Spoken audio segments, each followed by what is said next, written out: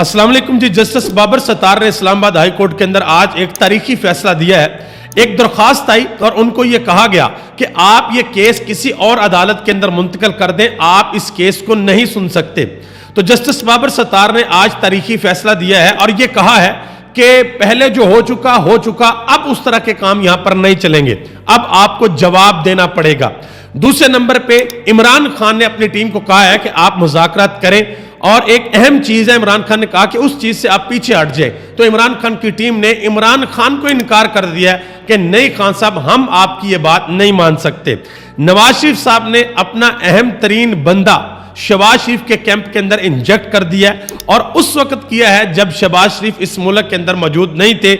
छुट्टी के रोज रात के अंधेरे में यह काम हुआ है, यह आपके सामने रखने के लिए जा रहा हूं। और इसके अलावा आखिर में मैं आपको यह भी बताने के लिए जा रहा हूं, एंकर इमरान रियाज खान ने यह दावा किया है कि पाकिस्तान के एक बड़े मशहूर मारूफ और बड़े सीनियर एंकर पर्सन के खिलाफ कार्रवाई डालने का फैसला हो चुका है, वो भी मैं आपके सामने रखने के लिए जा रहा हूं। सबसे पहले शुरू करते हैं, बाबर सत्तार साहब ने आज इस्लामाबाद हाई कोर्ट के अंदर एक फैसला दिया।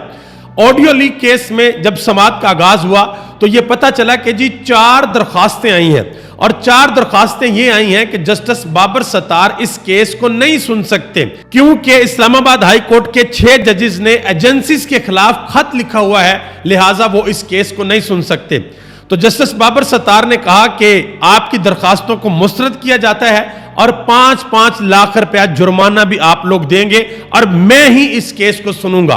तो आज उन्होंने वाज़ेह तौर पे इशारा दिया कि एक तो आप लोगों ने जाती हैसियत के अंदर आकर जवाब देना है कि किसने ये दरख्वास्तें दायर की हैं, और दूसरा मैं ही इस केस को सुनूंगा, वाज़ेह तौर पर बता दिया गया। और बहुत से लोग इस बात को रिपोर्ट भी कर रहे हैं कि ये जो 6 के 6 जजेस हैं, इन्होंने फैसला कर लिया हुआ कि भाई हम लोगों ने पीछे नहीं हटना, जो चीजें हमने खत के अंदर कही हैं हम उन पर बात करेंगे, वो साबित करेंगे।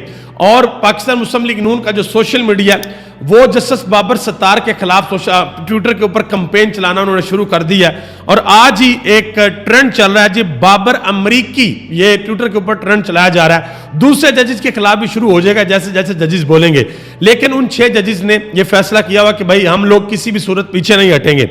आगे आ जाए जी, सरबरा सुन्नी इत्तेहाद काउंसिल साहबजादा हामिद रजा ने एक अहम बात बताई है। उन्होंने कहा जी, इमरान खान ने स्टेट्समैन के तौर पर ग्रेस शो करते हुए कहा है कि मुज़ाकरात के लिए आप मेरी रिहाई का मुतालबा निकाल दें। आप ये ना कहें कि जी इमरान खान को रिहा करेंगे तो फिर हम मुज़ाकरात करेंगे, तो आप मेरी रिहाई का मुतालबा बाहर निकालें और मुज़ाकरात करें। तो इमरान खान की टीम ने उनको कहा है कि खान साहब, हम आपकी ये बात नहीं मान सकते, आपकी रिहाई सबसे पहले नंबर पे है, फिर आपके कारकुनान की रिहाई है, हमारा मैंडेट है, जब तक ये 3 काम नहीं होते हम किसी भी सूरत मुज़ाकरात नहीं करेंगे। ये उन्होंने बिल्कुल फाइनल कह दिया। आगे आ जाए जी, जो एक और बड़ी अजीबोगरीब किस्म की डेवलपमेंट हुई है, वो डेवलपमेंट ये हुई है कि शहबाज शरीफ साहब जो कि वजीर आजम है, उनके साथ एक और बंदा लगा दिया गया, इसहाक डार। आपको पता है इसहाक डार नवाज शरीफ कैंप के बंदे हैं, तो उनको डिप्टी वजीर आजम बना दिया गया है। और ये उस वक्त बनाया गया जब शहबाज शरीफ साहब मुल्क के अंदर नहीं थे, इतवार का रोज था, रात को गालिबन ये नोटिफिकेशन निकाला गया।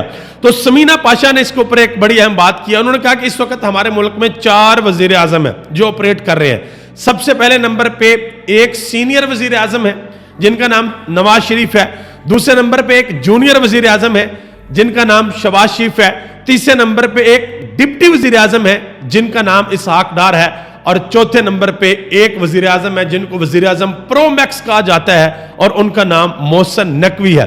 तो इस वक्त पाकिस्तान के हालात ये हैं कि पाकिस्तान में 4 किस्म के वजीर आजम ऑपरेट कर रहे हैं। तैमूर सलीम झगड़ा ने भी इसके ऊपर एक बड़ी अहम बात की।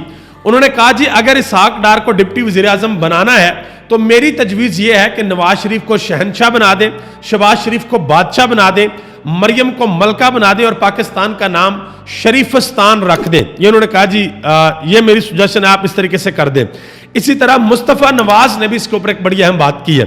उन्होंने कहा जी, भाई वजीर आजम है, साहबजादी वजीर आला है और अब समधी जो है वो डिप्टी वजीर आजम बन गए हैं। क्या पूरी पार्टी के अंदर कोई और शख्स इस अहदे के लिए अहल नहीं है कि वो डिप्टी वजीर आजम बन सके? क्या सारे के सारे ओहदे जो हैं वो खानदान के अंदर ही जाने हैं? क्या यही शर्त है कि उसी शख्स को ओहदा मिलेगा जो कि शरीफ खानदान का हिस्सा होगा?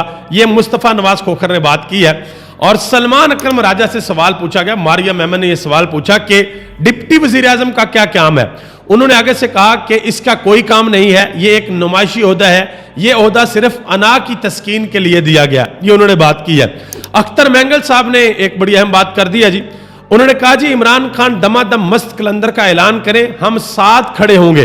اور مزید کہا کہ اسٹیبلشمنٹ میاں بیوی کے معاملات میں بھی دخل اندازی کرتی ہے. یہ اختر مینگل صاحب نے بیان دیا ہے. اس کے علاوہ جی طیبہ راجہ اور ختیجہ شاہ آج دونوں وہ عدالت کے اندر آئی ہیں. ان سے سوال پوچھا گیا کہ جی کیا کوئی ڈیل شیل آپ کو ہوئی ہے, تو انہوں نے کہا جی نہ کسی قسم کی کوئی ڈیل ہم نے کرنی ہے, نہ ہماری ہوئی ہے. عمران خان کے نظریے کے ساتھ ہم پہلے بھی تھے اور آج بھی عمران خان کے نظریے کے ساتھ ہیں. اگر ہماری ڈیل ہونی ہوتی یا ہم نے ڈیل کی ہوتی تو ہم اس طریقے سے عدالتوں کے اندر نہ آتے, ہم آرام سے اپنے گھروں کے اندر بیٹھے ہوتے. تو دونوں آج عدالت آئی ہیں, ختیجہ شاہ بھی اور طیبہ راجہ بھی. اس کے علاوہ آخر میں جی اینکر عمران ریاض خان نے ایک بڑا اہم ٹویٹ کیا ہے.